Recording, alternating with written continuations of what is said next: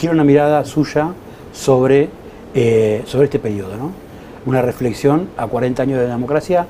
¿Qué país supimos construir los argentinos al día de hoy? Bueno, es una pregunta desafiante, porque en realidad el recorrido de estos 40 años tiene no solo matices, sino etapas muy diferenciadas. Y obviamente hay generaciones que acompañaron los 40 años, lo que se denominan los hijos de la democracia, pero hay otras, como que podríamos denominar los nietos de la democracia, que están muy lejos del punto de partida y que entonces a veces les resulta muy difícil darle una continuidad histórica a lo que ocurrió en estos 40 años y están muy despegados de lo que sucedió en el pasado. Por eso el éxito de la película 1985. Digo éxito en el sentido no solamente de la cantidad de público que convocó, sino que fundamentalmente convocó muchísimo público joven, que no, por más que hubiera escuchado de sus padres o de sus abuelos el relato de todo lo que había sucedido antes de la llegada de la democracia, no tenía una vivencia de todo eso y fue a buscar en la película un testimonio que además ni siquiera era un testimonio que provenía de la política, sino que provenía de un guión, de actores como Darín, que tenían más credibilidad. Yo hice la experiencia de ir a verla a un cine mucho antes que la pusieran en la plataforma, y el 90% de los que me rodeaban en las butacas del cine de la calle Lavalle eran todos chicos jóvenes. ¿Por qué digo esto? Bueno, porque para hacer el recorrido de los 40 años de democracia tenés necesariamente que tomarlo por etapas. Hubo una primera etapa, lo que podríamos llamar la primavera democrática, el primer impulso, que tuvo una riqueza extraordinaria. Digo, en el sentido de que hubo una tarea de ampliación de derechos civiles, políticos, culturales, que le dieron un gran impulso a la sociedad. Yo siempre pongo algunos ejemplos concretos. A veces hablo con chicas jóvenes o no tan jóvenes y les cuento que hace 40 años atrás las mujeres no tenían la patria potestad sobre sus hijos. Ese era un privilegio exclusivo de los padres. Bueno, hace 40 años atrás las mujeres tampoco jugaban al fútbol.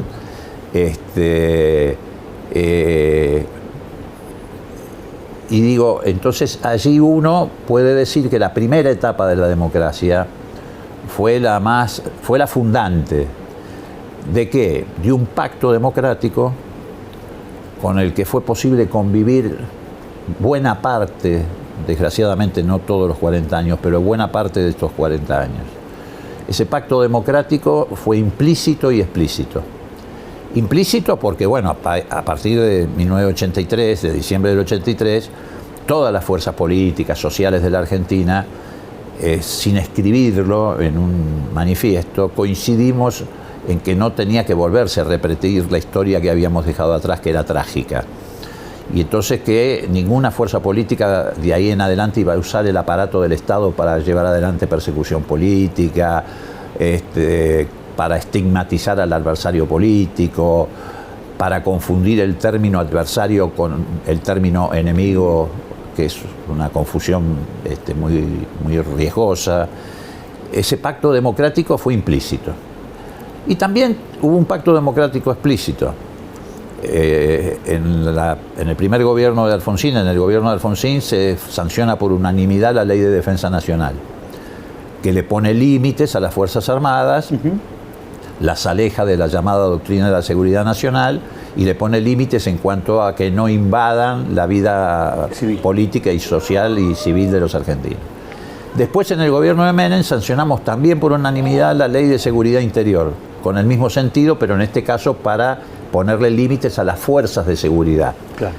Y en el gobierno de la Rúa, ya muy avanzado el proceso democrático, sancionamos la ley de inteligencia para que efectivamente la estructura de inteligencia no se utilizara para el espionaje y la persecución política.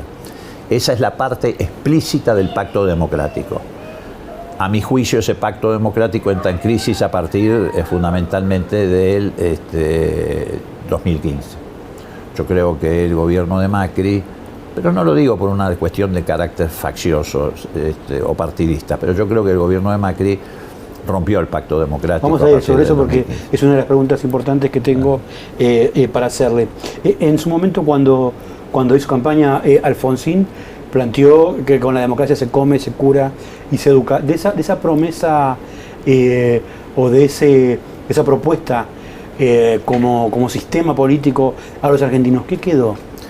A ver, primero hay que tener en claro que todo gobierno, el de Alfonsín incluido, tiene un objetivo estratégico en general, o viene a cumplir una función para un determinado momento histórico. El objetivo estratégico del gobierno de Alfonsín era consolidar la democracia. Era casi como su misión, consolidar la democracia. Por eso, después de mucho tiempo y pasado muchos años, hay un reconocimiento en ese sentido a la gestión o a la figura de Alfonsín, al que se lo denomina el padre de la democracia. Incluso los adversarios. Sí. Cuando Cristina Kirchner inaugura el busto de Alfonsín en el Salón de Busto de los Presidentes, en un hecho inédito porque lo hace con Alfonsín en vida, lo califica como el padre de la democracia. Esto no significa que ese gobierno tenía que desentenderse de otras cuestiones, la cuestión económica, la cuestión social, la cuestión educativa. En el campo de la democracia cumplió su objetivo, porque efectivamente contribuyó y mucho para consolidar el proceso democrático. A veces incluso pagando costos políticos el propio Alfonsín para asegurarse ese objetivo. En el campo de atender necesidades básicas de los argentinos, yo creo que también, porque junto con el juicio de las juntas, lo primero que hizo Alfonsín fue poner en marcha el Plan Alimentario Nacional. Sí. La pobreza en aquel entonces era importante, significativa. El gobierno militar había provocado una situación de migraciones internas muy fuertes, porque, bueno, tanto del noroeste como del noreste venían grandes migraciones, de Tucumán por el cierre de los ingenios, de Formosa, del norte de Santa Fe, que fueron las que de alguna manera configuraron lo que se llamaban los asentamientos. Antes existían las villas y apareció después el fenómeno de los asentamientos. Sí. Bueno, había un nivel de pobreza importante, pero no tan significativo como, por ejemplo, hemos atravesado en estos últimos años del gobierno de Macri y en esta propia etapa. Pero a pesar de eso, Alfonsín llevó adelante el Programa Alimentario Nacional. Claramente no le fue bien en la gestión económica. Yo lo quiero extender un poco más. No quiero tanto hacer una arqueología del gobierno de Alfonsín, sino más bien hablar del proceso y de estos 40 años, y que esta pregunta tenga una significación sobre el proceso de los 40 años de democracia, más que quedarnos en analizar lo que ocurrió durante el gobierno de Alfonsín. Entonces lo que le digo es, efectivamente la democracia, esa promesa que planteó Raúl Alfonsín, ¿la está cumpliendo? ¿La cumple a medias? ¿No la cumplió? La cumplió parcialmente, digamos, y además con avances y retrocesos. Sí. Esta misma pregunta, por ahí me la haces hace 10 años atrás, tiene una respuesta diferente. Y no sé cuál sería la respuesta dentro de 10 años para adelante. Tal cual. Pero vuelvo, en el campo institucional se consolidó se ampliaron muchos derechos, no solamente derechos políticos, derechos civiles, sobre todo en el campo de las relaciones interfamiliares, ley de divorcio, ley de identidad de género, en fin, podríamos enumerar. Y hubo una continuidad en ese sentido, el gobierno de Alfonsín, el gobierno de Kirchner, incluso el propio gobierno de Menem, la eliminación del servicio militar obligatorio. En ese campo de los derechos civiles se avanzó muchísimo. En el campo de la educación yo diría que, a pesar de algunos retrocesos, también hubo cierta continuidad. La educación pública ha tenido momentos de esplendor, ha tenido momentos de degradación, pero sigue siendo un servicio que distingue a la Argentina del resto de América Latina. Sí, yo creo que sí, todavía en contenido, en calidad y en cantidad. Es decir, tenemos 19 nuevas universidades, las que tenemos más antiguas ocupan lugares bastante destacados en el ranking internacional. La medicina en la Argentina es una medicina reconocida en el mundo entero, y esa medicina se funda básicamente en médicos que se han formado en las universidades públicas. No vas a encontrar un médico que se haya formado en una universidad privada y que se destaque. Claro. No lo digo en un sentido de descalificación, pero es una descripción. Hay una historia, una tradición. Ahí se avanzó. Obviamente en el campo de la economía también tuvimos, por eso digo que la pregunta depende en qué momento se formula, tuvimos avances y retrocesos, muy claramente, ¿no? Lo que pasa es que eso ya no solo depende de una interpretación subjetiva de acuerdo a la ideología que cada uno de nosotros tiene, sino también de, bueno, cómo interpreta o cómo se interpreta cada etapa histórica. Yo creo que, por ejemplo, tuvimos un enorme retroceso en el final del gobierno de Alfonsín como consecuencia de lo que nosotros caracterizábamos como un golpe de Estado económico. A mi juicio también lo tuvimos en la etapa del gobierno menemista, que termina en la explosión del 2001, cuando se derrumba la convertibilidad, que a mi juicio era una ficción absoluta. Creo que tuvimos una etapa de recuperación muy fuerte de la economía entre el 2003 y el 2015, además con la característica de que fue una expansión económica con inclusión. Es decir, no fue una expansión económica estadística, sino con inclusión social. Del mismo modo que ocurrió con Lula en Brasil, que incluyó 40 millones de pobres en la clase media. Bueno, acá también en la Argentina hubo un descenso muy fuerte de la pobreza y de sectores que se incluyeron en la clase media. Y creo que volvimos a una muy fuerte declinación que estamos viviendo hasta el día de hoy, del 2015 en adelante. Vamos a la última pregunta sobre los 40 años de la democracia. Hablaba recién del Pacto Democrático, describía la cuestión del Pacto Democrático y habló sobre una ruptura, ¿no es cierto? Me interesa que abunde un poco sobre ese Pacto Democrático a la luz de los 40 años y la ruptura que está detectando hoy por hoy en ese Pacto Democrático original. Es buena pregunta, porque yo debo decirte que estoy muy preocupado, en el sentido de que efectivamente, paradójicamente y lamentablemente, precisamente porque estamos empezando a transitar los 40 años de democracia, yo creo que a la vez está ocurriendo que está estallando el sistema político.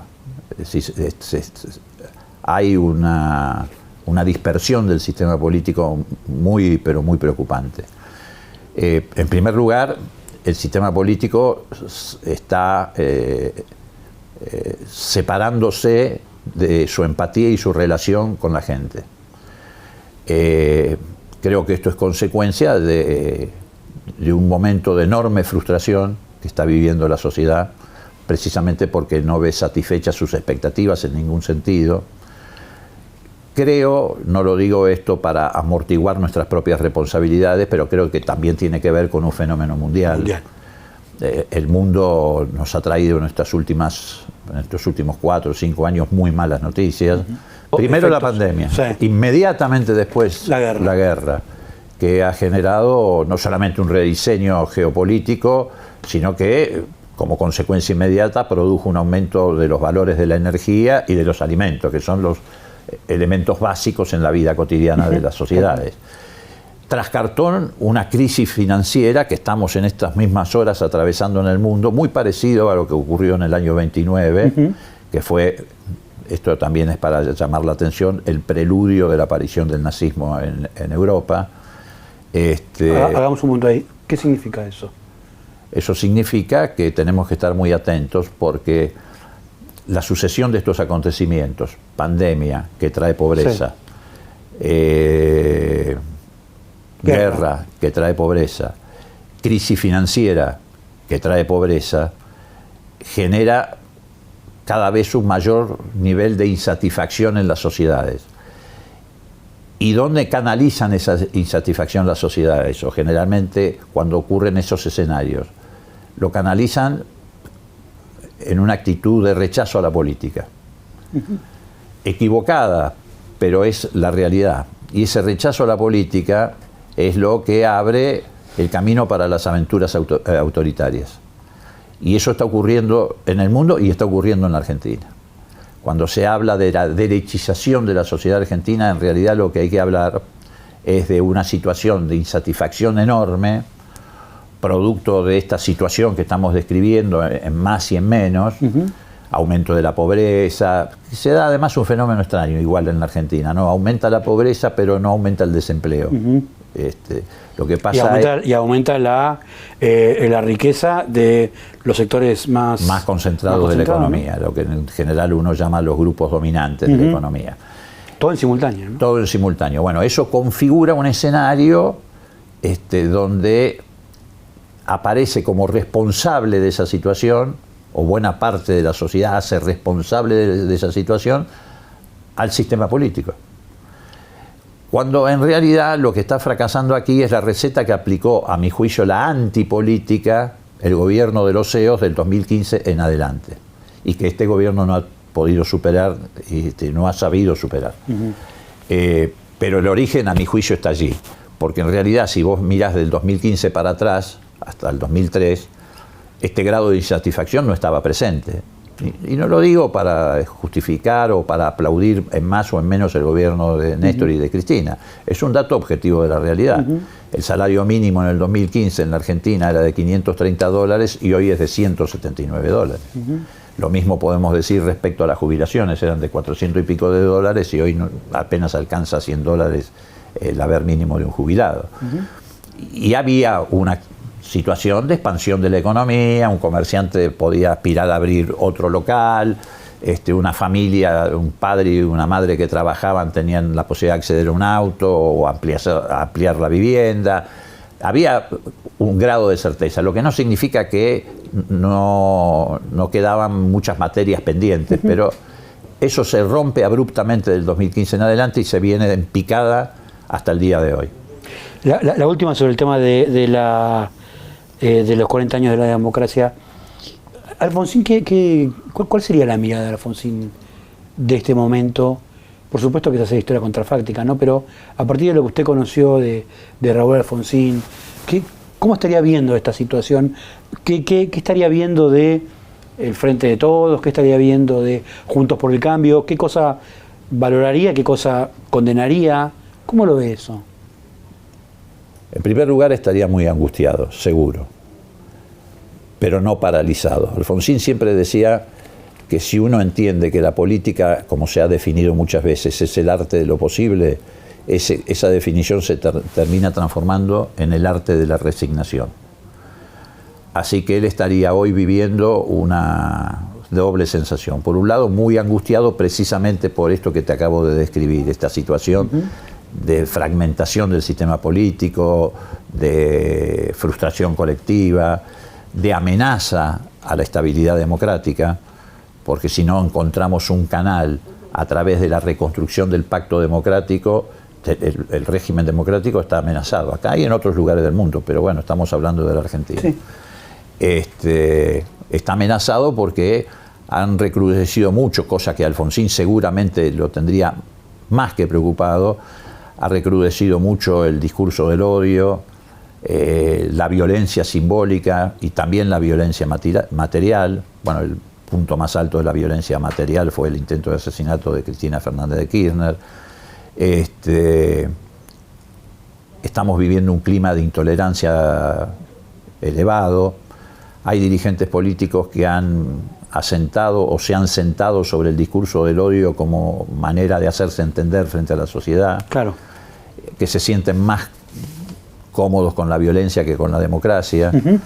Y eso lo tendría muy preocupado a Alfonsín, que seguramente hoy estaría predicando precisamente la necesidad de reconstruir el pacto democrático como punto de partida para iniciar un proceso de reconstrucción que le permita a la política recuperar su relación con la sociedad. Vamos al presente que es igual de importante. Creo que hay mucho para hablar. Hablemos de lo que está pasando ahora en estos días. Una de las tareas importantes que tiene a cargo, que es el tema del juicio político contra los jueces de la Corte. Primero, la razón de ser de esta decisión y cuál es el objetivo de esta decisión del Frente de Todos de avanzar con el juicio político a todos los miembros de la Corte, que es algo singular en la historia, ¿no es cierto? A ver, yo creo que es una decisión que tenía que llegar más temprano que tarde. ¿Por qué? Y yo hubiera preferido que llegara efectivamente más temprano. En este sentido, creo que hubiera sido importante iniciar esta etapa apenas asumió el gobierno en el 2019. ¿Y por qué lo digo? No porque tengamos un espíritu de revancha con respecto al Poder Judicial, no porque pretendamos, como a veces los medios hegemónicos lo quieren pretender, lo quieren presentar como parte de un ataque al Poder Judicial, sino porque el Poder Judicial ha venido sufriendo un proceso de degradación propio de un poder corporativo que ha asumido un rol que no le corresponde en el sistema republicano. A ver, la historia argentina muestra con mucha claridad en su desarrollo que cada vez que las mayorías populares pugnan por reclamar sus derechos o ampliar sus derechos, se encuentran con una respuesta violenta de los grupos minoritarios que pretenden defender sus privilegios. Esas respuestas violentas tuvieron a lo largo de la historia distintas formas de manifestarse. La persecución política, las proscripciones en el pasado, tanto del peronismo como antes del irigoyenismo durante toda la década del 30, el fraude que llamaban el fraude patriótico, y los golpes de Estado, que producían intermitentemente interrupciones de los procesos constitucionales que duraban apenas 2 años. La lucha de los pueblos, de las sociedades, la evolución del mundo, terminaron imponiendo en general a la democracia como sistema político. Pero yo creo que estas minorías lo aceptaron a regañadientes, que siguen sintiéndose incómodas con la democracia, porque la democracia siempre es una plataforma que permite la ampliación de derechos, que genera una mirada crítica sobre las sociedades, que facilita el pluralismo de ideas. Y eso, estos grupos dominantes lo sienten como un ataque a su predominio. Y entonces apareció en el continente, como forma alternativa de estas formas de reaccionar en el pasado, lo que se llama la guerra judicial contra la política, traducido al inglés el lawfare. Y en la Argentina esto fue apropiado rápidamente por los grupos dominantes, los medios hegemónicos y el Poder Judicial. Y el Poder Judicial pasó a ocupar un lugar preponderante, porque precisamente se trataba de la guerra judicial contra la política. Y entonces pasó de ser Poder Judicial a ser partido judicial. Estamos siempre hablando, por supuesto, de las más altas jerarquías, no estamos hablando de todos los jueces de la República, ni de los juzgados inferiores, estamos hablando de la más alta jerarquía del Poder Judicial. Asumieron ese papel de partido judicial, que vino a sustituir el rol que en el pasado jugaba el partido militar. Pero ¿qué sucede? Como toda corporación que se pretende imponer sobre el resto de los poderes del Estado y que encuentra en el blindaje mediático y en el respaldo que le brindan los grupos económicos concentrados lo que cree que es la impunidad, degeneró en una mafia. En una mafia que lleva adelante sentencias facciosas y partidistas, alejadas del derecho vigente, en una mafia que manipula causas, bueno, como quedó de manifiesto en los diálogos de la banda de Lago Escondido, que integraban un grupo de jueces y camaristas, que nos mostraron lo peor de esta degradación, que es no solamente haber cometido el delito de aceptar una dádiva, sino reunirse a dialogar sobre cómo iban a tapar ese delito con delitos aún más graves, en boca de jueces y camaristas y de fiscales.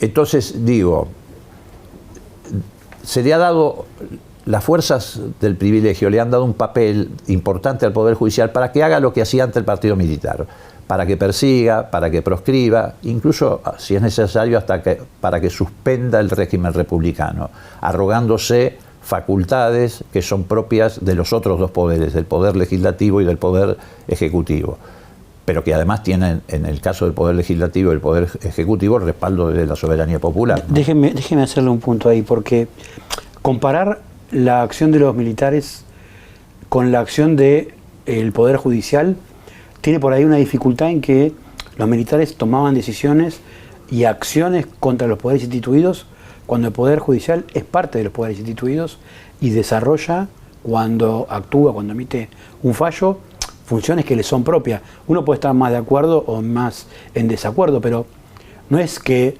los jueces están yendo a la Casa Rosada a pegar una patada en la puerta al presidente. Están cumpliendo una función y aplicando criterios que están en los códigos. No siempre. ¿Cómo? A ver. No siempre. A ver.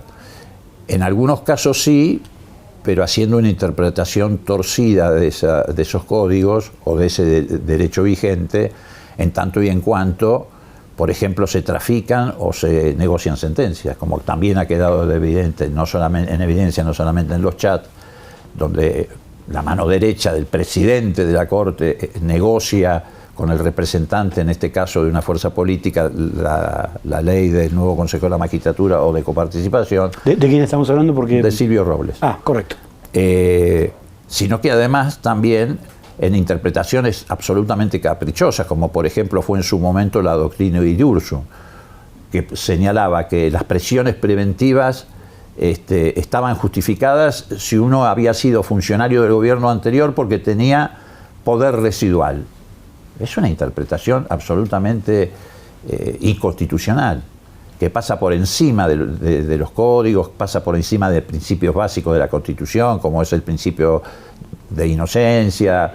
Es más, en las últimas 2 o 3 semanas, por ejemplo, voy a poner ejemplos concretos para que sepamos qué estamos hablando. Sí. El tribunal que condenó, a mi juicio, con una sentencia que ya estaba escrita de antemano y que no tiene nada que ver con la realidad jurídica, a Cristina Fernández de Kirchner, en los fundamentos que expresó del fallo meses después, 1.600 páginas, entre otras cosas decide enviar algo que pasó desapercibido a los abogados defensores, el doctor Veraldi, el doctor Rusconi, que actuaron en el juicio, al Tribunal de Ética del Colegio Público de Abogados, diciendo que durante el juicio tuvieron expresiones temerarias. Y enumera las expresiones temerarias y dice, por ejemplo, los defensores se refirieron al lawfare, a lo que hablábamos recién, la guerra judicial, se refirieron a la persecución política. Una barbaridad. Ahora, una barbaridad que hay que interpretarla en este sentido. Lo envían a un colegio público de abogados donde hace 2 meses atrás el que ganó la conducción de ese colegio público de abogados es la lista de Cambiemos encabezada por Ricardo Gil Laveda, que a su vez tiene pendiente una resolución de la Corte en el juicio de Santa Fe de regulación de sus honorarios cercana a los 5.000 millones de pesos. Digo, a ver, el Poder Judicial de hoy es un cascarón que mantiene la apariencia de ser uno de los poderes de la República y no lo es. Y sí golpean la puerta de la Casa de Gobierno y sí golpean la puerta de este Congreso. A ver. Cuando, por ejemplo, con sentencias, hay una sentencia que es una aberración jurídica que seguro que en el mundo occidental nunca en materia de derecho se produjo. En el caso del Consejo de la Magistratura, restituyen después de 15 años, escúchame bien, 15 años de vigencia de una ley, restituyen una ley que había sido derogada por el Parlamento. Eso es un disparate. El único que puede restituir una ley es el Parlamento, es exclusiva responsabilidad del Parlamento. Un fallo judicial no puede revivir, resucitar una ley derogada por el Parlamento. Bueno, lo hicieron. Ese es un dato concreto de cómo no solamente vinieron a golpear las puertas acá, sino entraron acá y se arrogaron facultades legislativas que el Poder Judicial no tiene. O se arrogan otras facultades, por ejemplo, en acordadas. Las acordadas son resoluciones donde el Poder Judicial ordena administrativamente su propio funcionamiento, pero no pueden ser sustitutiva de sentencias. Una acordada no es una sentencia. Y sin embargo han usado acordadas para intrometerse en juicios que además ni siquiera han llegado al conocimiento de la Corte, que estaban en primera instancia, etcétera. Han barrido con todos los principios constitucionales. Ahora, y eso lo ha deslegitimado como poder de la República. Ahora le hago una pregunta vinculada a este para cerrar el tema de Corte, porque tengo otros temas que también me interesa preguntarle.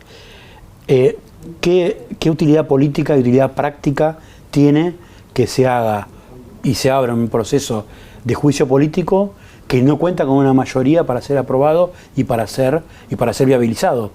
El Frente de Todos está planteando una situación, en teoría, gravísima, que no va a tener una traducción práctica sobre eso que están planteando. Bueno, yo no creo que esto sea así. En primer lugar, va a tener una traducción práctica porque pone en la agenda pública una discusión que existía, pero en la sordina. Además, lo peor que uno le puede hacer a una mafia es exhibirla, sacarla del anonimato, mostrar cómo funciona. Esto es aquí y en cualquier lugar del mundo. Y en segundo lugar, hay que tomar en cuenta que el dictamen que tenga la comisión, en el supuesto de que se decida acusar, cosa que todavía no está resuelta, se llegará al final del camino probablemente en ese sentido, pero todavía no lo está, pero en el supuesto que sea así, ese dictamen tiene vigencia de 3 años. 3 años de vigencia. En esos 3 años pueden ocurrir muchas cosas en términos de correlación de fuerzas, cambios de la composición del Parlamento, etc. También se decía cuando iniciamos el juicio político que ni siquiera se iba a iniciar porque los diputados de masa no iban a acompañar o porque tal o cual diputado de un gobernador o de una provincia no iba a estar. El juicio político se inició. Cuando se inició dijeron no, va a ser un circo, un show. Se inició, está transitando todos los caminos que marca el artículo 53 de la Constitución, porque acá hay que tener presente lo siguiente, acá no hay ningún ataque. El Parlamento, y concretamente la Cámara de Diputados y Senadores, son los jueces naturales de la Corte Suprema de Justicia. Por encima de la Corte Suprema de Justicia no hay otra cosa.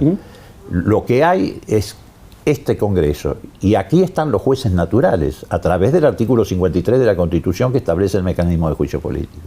Bueno, esos pasos se cumplieron y llegamos a la etapa de producción de pruebas, que era a lo que ellos no querían llegar. Y cuando digo ellos, me refiero a este Poder Judicial y a las más altas jerarquías y a quienes lo sostienen, los grupos económicos y los medios hegemónicos. ¿Por qué? Porque en esa etapa precisamente de producción de pruebas es cuando sale a la luz todo lo que está saliendo a la luz. Por ejemplo, concretamente, las irregularidades en el manejo de la obra social de la justicia. Ahora, estas controversias, perdón que te interrumpa, estas controversias que están apareciendo en el seno de la propia Corte, con el secretario administrativo de la Corte recusando a los cuatro miembros de la Corte, con Lorenzetti y Maqueda cruzándose notas, etcétera, no hubiera ocurrido si no hubiera habido juicio político. Ahora, me llamó la atención, la verdad que tengo que reconocerlo, que me alarma que diga que va a estar 3 años vigente como la espada de Damocles arriba de la cabeza de los jueces. Puede estar 3 años o puede no estarlo. Si se vota en la Cámara de Diputados llevar adelante la acusación y presentarla formalmente en el Senado, que es el que tiene la última palabra, que actúa como tribunal... Pero los números no los tienen. Bueno, no los tenemos. Entonces estará vigente del tiempo que no lo tengamos. Por eso digo, lo que quiero decir... ¿Pero no va a ser la espada de Damocles arriba de la cabeza de los jueces? No, porque va a haber una espada de Damocles. Con el mismo criterio uno podría decir que la justicia tiene una espada de Damocles permanente sobre la democracia. ¿Siente eso? Que es en alguna medida lo que viene ocurriendo en este último tiempo, porque esto no es una cuestión que viene ocurriendo en el último mes, en la última semana o en el último año. Esta guerra judicial contra la política se inició hace mucho tiempo atrás. ¿Pero es contra la política o es contra Cristina Kirchner o contra el gobierno de Cristina Kirchner? No, es particularmente contra un sector de la política. Se termina transformando en algo que va contra toda la política porque también contribuyen a la idea de que todo está corrompido, de que todo está podrido, etc. Pero en este caso la persecución tiene como objetivo a un sector. Es decir, no miden con la misma vara en términos jurídicos cuando se trata de condenar o no a Cristina o al Frente de Todos o a dirigentes del Frente de Todos, que cuando se trata de abordar las irregularidades en el gobierno de Macri. Porque la interpretación que hay desde la oposición es, en concreto, que este ataque, este juicio político o este proceso, como lo quiera llamar, el objetivo que persigue no es tanto limpiar, entre comillas, o restablecer la legalidad y la legitimidad de la Corte, sino favorecer la impunidad de Cristina Kirchner o sacarle de encima esa condena que tiene Cristina Kirchner por corrupción. No, todo lo contrario. A ver, es más, en casi todas las causales de juicio político, que además te quiero aclarar, el juicio político está promovido por asociaciones civiles, por el Frente de Todos, por la coalición cívica que promovió juicio político, en este caso a un solo miembro de la Corte, pero promovió juicio político, por particulares. Hay 14 pedidos de juicio político. Viene desde hace mucho tiempo atrás. Y además esta deformación que transformó al Poder Judicial en partido judicial, no no se produjo en los últimos 2 o 3 años. Esto viene ya, la guerra judicial contra los partidos populares, etcétera, que se extendió por toda América Latina con un parecido extraordinario, apenas con matices, lo mismo le pasó a Lula, lo mismo le pasó a Correa, por eso te digo que es un proyecto continental. Viene de hace muchísimo tiempo atrás. Ya antes de que Cristina dejara el gobierno, ese partido judicial entró en acción en la campaña electoral del 2014 o del 2015, llegando, por ejemplo, a la aberración de fabricar un homicidio que no existió, como es el caso de Nisman, que lo tienen retenida la causa hace 7, 8 años porque no pueden cerrarla para demostrar que hubo homicidio, porque lo inventaron. Nisman se suicidó. Bueno. Entonces, como no tienen forma de demostrar el homicidio, hace 7, 8 años que vienen dando vuelta con la causa porque no tienen cómo fundamentarla en un juicio oral.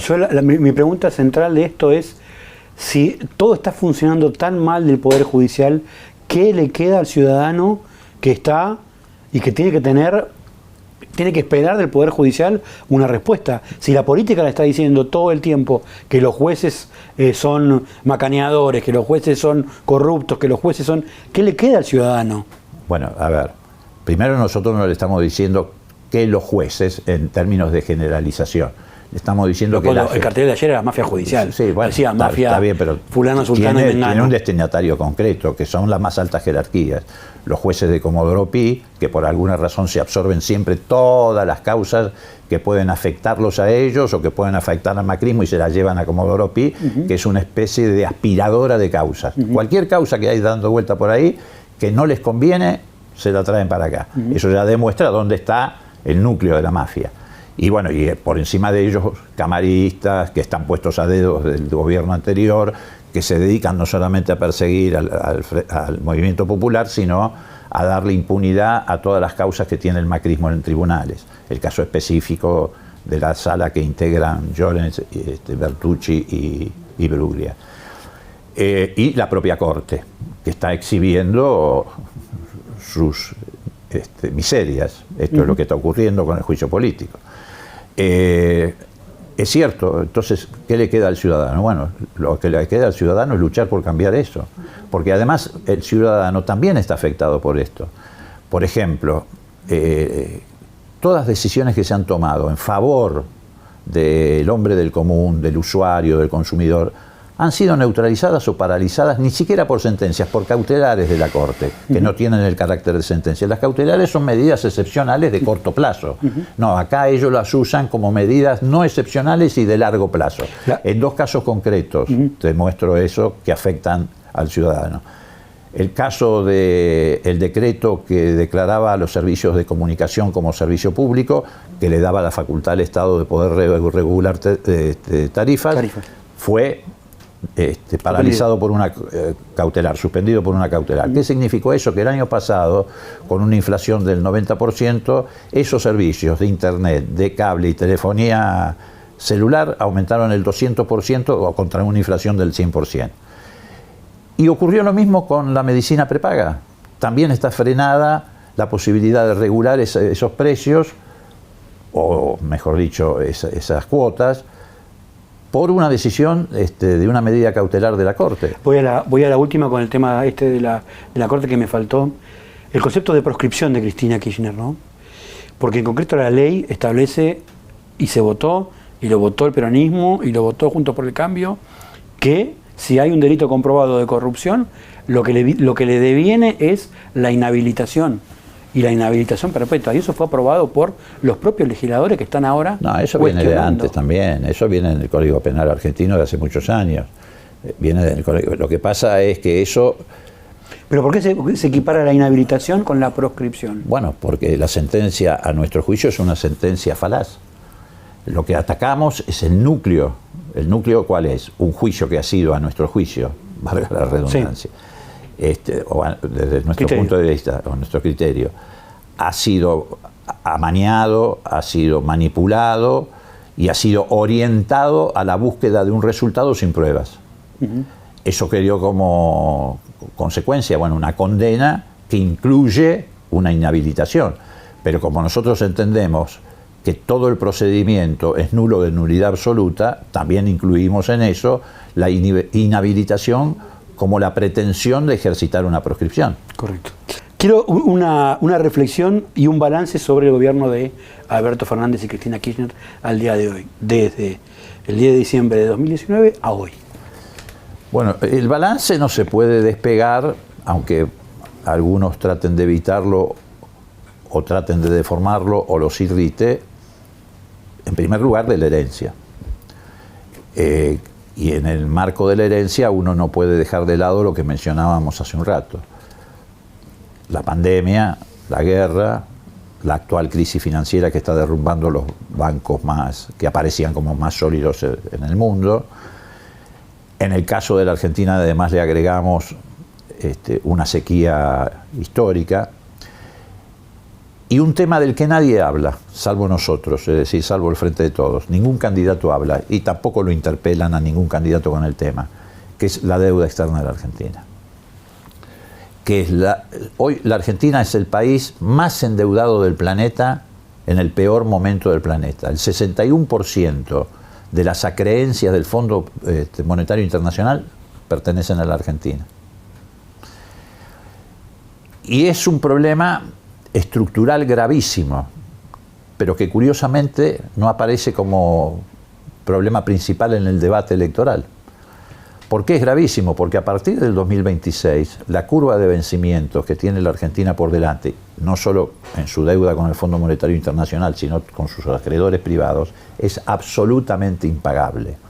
Salvo que vos pongas en el borde de la costa atlántica de la Argentina 10 millones de argentinos y los empujes con una piedra en el cogote y los hundas en el mar.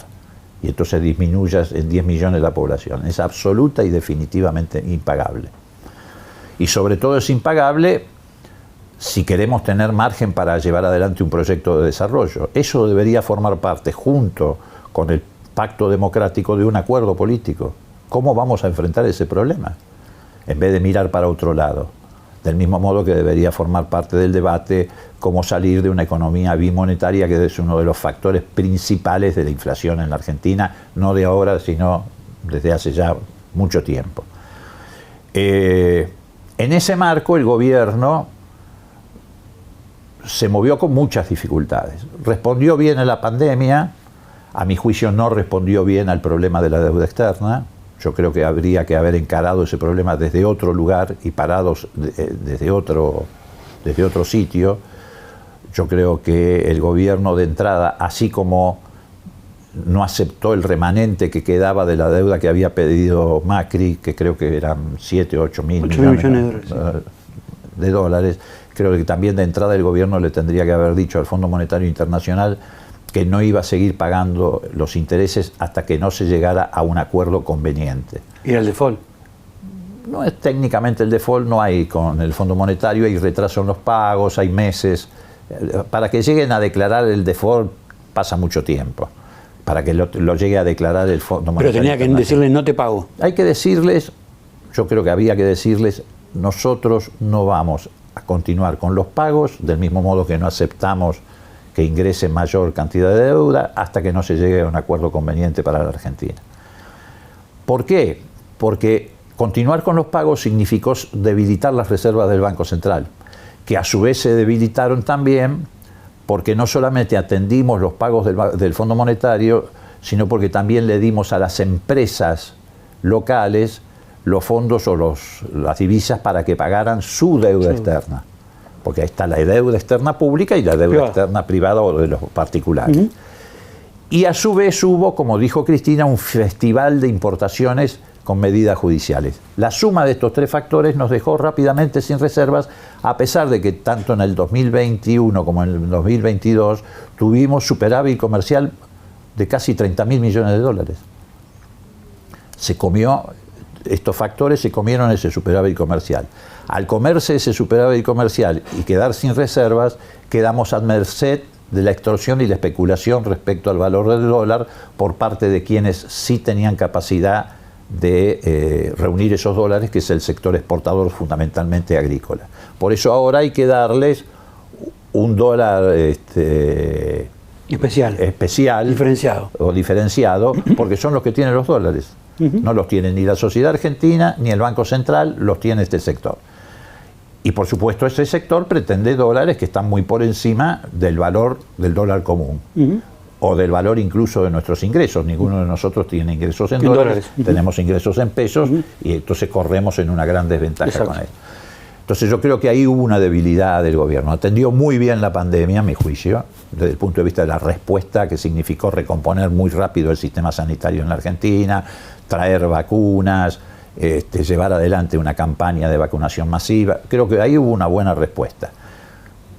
Y creo que fue... una buena respuesta que terminó empañada por una foto está bien, muy inconveniente, ¿no? Absolutamente inconveniente, pero en realidad eso tampoco puede empañar el hecho de que efectivamente... ¿No lo empañó? ¿No cree que lo empañó desde el punto de vista de la imagen, pero no desde el punto de vista de la eficacia de la respuesta del sistema de salud? Porque pasa mucho con el kirchnerismo que con el Frente de Todos, hablo de toda la línea, ¿no? Gobernadores, dirigentes del gobierno propio, dirigentes alineados con Cristina Kirchner y con el kirchnerismo, que plantean como un dato sobresaliente o positivo lo que fue la gestión de la pandemia, pero se olvidan de eso, ¿no? Que a la gente le quedó identificado pandemia con esa foto. Pero yo estoy de acuerdo, pero estábamos hablando de la respuesta sanitaria. Correcto. Ahora, desde el punto de vista simbólico, sí, efectivamente, dañó. Ahora, desde el punto de vista de la respuesta sanitaria, la respuesta fue buena. En general fue buena. Te reitero, hubo una rápida recomposición del sistema de salud, se equiparon hospitales con la tecnología suficiente como para atender la demanda, se trajeron vacunas. Creo que no se tuvo una buena respuesta frente al problema de la negociación de la deuda externa y en particular con el Fondo Monetario Internacional. ¿Y vos qué otra cosa me preguntaste? No, si tenía... en el balance general. En el balance general, digamos. En el balance general del gobierno.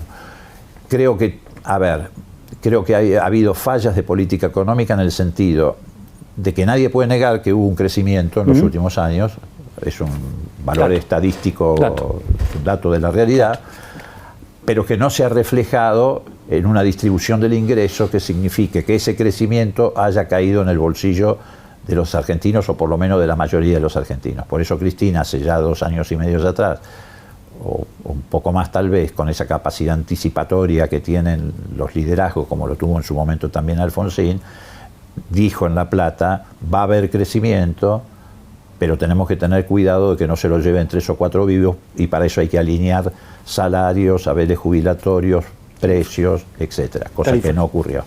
Y entonces hoy vivimos una situación extraña para la economía argentina, porque crecemos, generamos empleo, trabajo en general ha disminuido el desempleo, pero ha aumentado muchísimo la brecha y la pobreza. ¿Por qué?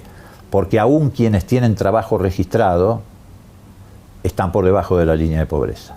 O sea, es una situación muy paradojal, cosa que no ocurría en el pasado. Exacto. Ahora, de ese fenómeno se traduce muchas consecuencias, ¿no? Consecuencias que tienen que ver con la política. Digo, el crecimiento o el deterioro de la imagen pública del gobierno, el crecimiento de sectores políticos vinculados a Juntos por el Cambio y la irrupción de propuestas políticas. Yo no creo que haya crecimiento de sectores vinculados a Juntos por el Cambio. Yo creo que sí hay un crecimiento de los que aparecen como outsider, como el caso de Milei. Yo creo que Juntos por el Cambio no despierta una expectativa tampoco en la sociedad argentina. Las encuestas las que consume la oposición y el oficialismo muestran otra cosa. Sí, no creo en eso, no creo. Yo creo que la gente tiene muy en claro que la salida no es por el lado de Juntos por el Cambio, porque también vivió una enorme frustración en esa etapa. Y no es una frustración que se produjo respecto a un gobierno que se fue hace 20 años atrás. Hay un argumento que plantean compañeros del Frente de Todos, dirigentes, que dividen lo que es la responsabilidad de este gobierno entre Alberto Fernández y Cristina Kirchner, como planteando que no es el gobierno de Cristina Kirchner, que es el gobierno de Alberto Fernández. Bueno, eso lo tiene muy claro la sociedad. Por eso Cristina Kirchner es la dirigente que mejor mide individualmente. Pero no respecto a Alberto Fernández, sino respecto a cualquier candidato de cualquier fuerza política, incluido el Frente de Todos. ¿Pero Cristina no tiene responsabilidad sobre este presente? Yo creo que la sociedad no se lo adjudica. Creo que la sociedad ha separado la responsabilidad del gobierno propiamente dicho de Cristina Kirchner. Respecto a Y lo ha hecho precisamente porque Cristina Kirchner viene hace mucho tiempo, desde casi el inicio de esta gestión, diciendo que este no es el camino, marcando cuáles son las dificultades que se iban a producir tanto en la negociación con el Fondo Monetario Internacional como en la forma de distribución del ingreso. Yo creo que ese mensaje llegó a la población y por eso, reitero, Cristina Kirchner está en términos individuales muy diferenciada en el pelotón de probables candidatos respecto a cualquier otro candidato. Del Frente de Todos ni hablar. Pero a Leopoldo Moró, la opinión de Leopoldo Moró, ¿es que este es el gobierno de Cristina o no es el gobierno de Cristina? No, no es el gobierno del kirchnerismo, claramente. Este es un gobierno, en todo caso, que uno puede decir, de transición en términos de no solamente la herencia que recibió, que no se puede, reitero, dejar de lado, pero también de la falta de decisión que tuvo respecto a las transformaciones estructurales que había que encarar. Bueno, entre ellas, por ejemplo, la del Poder Judicial. Por eso hoy en la charla desde el principio te dije que temprano o tarde esto tenía que ocurrir, pero que me hubiera gustado que ocurriera mucho más temprano.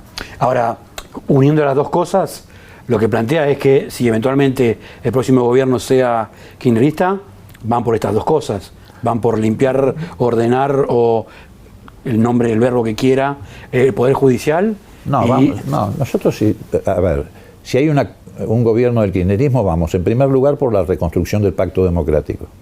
Cosa que Cristina planteó en varias oportunidades, pero además gestualmente llevó adelante, entrevistándose con Melconian, con un montón con Redrado, con dirigentes políticos, algunas incluso entrevistas que no han tenido estado público, pero con gente de la oposición y de pensamientos muy diversos.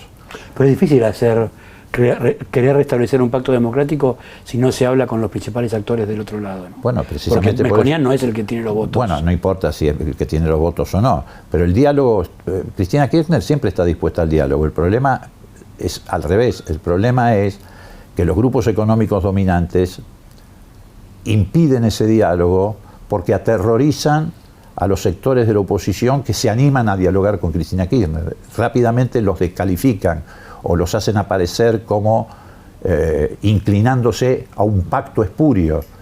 Ese es el problema. Interfieren y levantan una cortina para impedir ese diálogo. Pero no, el impedimento no viene del lado de Cristina. Cristina habló y fundamentó en muchísimas oportunidades la necesidad de recrear un pacto democrático. Así que si nosotros, o mejor dicho, el kirchnerismo vuelve al poder, es lo primero que va a hacer. Lo segundo que va a hacer seguramente es proponer un acuerdo para ver cómo vamos a encarar el tema, reitero, de la deuda externa de la Argentina, que es uno de los factores preponderantes en términos de actuar como un corsé a la posibilidad del desarrollo. El tema de la economía bimonetaria se ha cansado, Cristina, de decir que tiene que estar en una mesa de diálogo. En una mesa de diálogo, lo dijo hasta el cansancio. Así pero que lo dice y después critica y descalifica de una manera muy virulenta a los dirigentes con los que tendría que sentarse a dialogar. Es muy complicado poder dialogar con el que a uno lo critica, bueno, le dice cosas... Bueno, pero a ver, depende, porque en realidad uno podría decir que la campaña contra Cristina Kirchner de estigmatización, de descalificación, no tiene precedentes en la historia argentina respecto a ningún dirigente político, ni hombre ni mujer. En el caso de ella, como es mujer, es todavía más virulenta, como vimos en las últimas horas con ataques que ya sobrepasan, yo te diría, hasta la mínima razonabilidad, porque afectan la convivencia democrática. Meterse con la familia, con los hijos de un dirigente político, del modo que lo han hecho en las últimas horas, afecta profundamente la convivencia democrática. Entonces, frente a eso, tiene que haber una respuesta. Incluso no fue una respuesta de Cristina Kirchner, fue una respuesta de muchos sectores de la sociedad. La última de presente, si ya pasamos rápidamente al futuro y concluimos el reportaje. ¿Qué piensa de lo que dijo Aníbal Fernández de que si gana la oposición van a haber calles regadas de sangre y de muertos? Yo creo que utilizó términos tremendistas, pero también no es menos cierto que hay que advertir a la sociedad que si se pretende imponer por la fuerza, como lo han dicho en muchas oportunidades, un modelo económico que contraríe los derechos que ha conquistado la sociedad argentina, nos van a llevar a un escenario de violencia política. Entre los términos, entre los que expresó ese término está, por ejemplo, el famoso reportaje que le brindó en su momento Macri a Majul en La Nación Más, donde cuando Majul le pregunta si lo que estaba proponiendo iba a producir muertos, él dijo textualmente, y bueno, los liderazgos si tienen que bancarse muertos, tienen que bancarse muertos. Vamos a hablar sobre el futuro, Leopoldo. ¿Qué espera del futuro? ¿Qué espera del 11 de diciembre de Argentina? ¿Qué 11 de diciembre mira? Todo depende de la reacción de la sociedad. Tendremos el futuro que la propia sociedad se decida a construir. A ver, creo que en esto hay que diferenciar el deseo sí. de lo que objetivamente puede ocurrir. Mi deseo, naturalmente, es desembocar, reitero, en la reconstrucción de la convivencia democrática, en una serie de coincidencias básicas sobre los temas estructurales que agitan y limitan al desarrollo económico de la Argentina. En esas coincidencias básicas incluyo la necesidad de definir cómo vamos a manejar el potencial de los recursos naturales de la Argentina. La Argentina tiene una tremenda oportunidad, pero también corre un enorme riesgo precisamente porque tiene esa oportunidad, que es el riesgo de que pretendan saquear esos recursos naturales las grandes potencias en su propio beneficio, haciéndole perder a la Argentina por segunda vez, como lo describió por primera vez Galeano en los libros, en el libro Las venas abiertas de América Latina, la oportunidad de crecer a partir de nuestras propias riquezas. Usted plantea y propone a Cristina presidenta, ¿no es cierto? Yo hasta el último minuto de la definición, que llegará el momento que haya que cerrar las listas, voy a seguir insistiendo que Cristina Kirchner tiene que ser candidata a presidenta. Por varias razones. Bueno, en primer lugar porque es la dirigente, reitero, que a mi juicio reúne la mayor cantidad de votos lejos dentro del Frente de Todos. Y como hemos aceptado funcionar dentro del sistema democrático, en el sistema democrático se funciona con elecciones. Y las elecciones se pueden ganar o se pueden perder. Y hay un derecho legítimo a intentar ganarlas. Entonces, bueno, creo que ella reúne esa condición. Pero fundamentalmente yo insisto en la necesidad de que ella sea la candidata a presidenta porque necesita el país un estadista.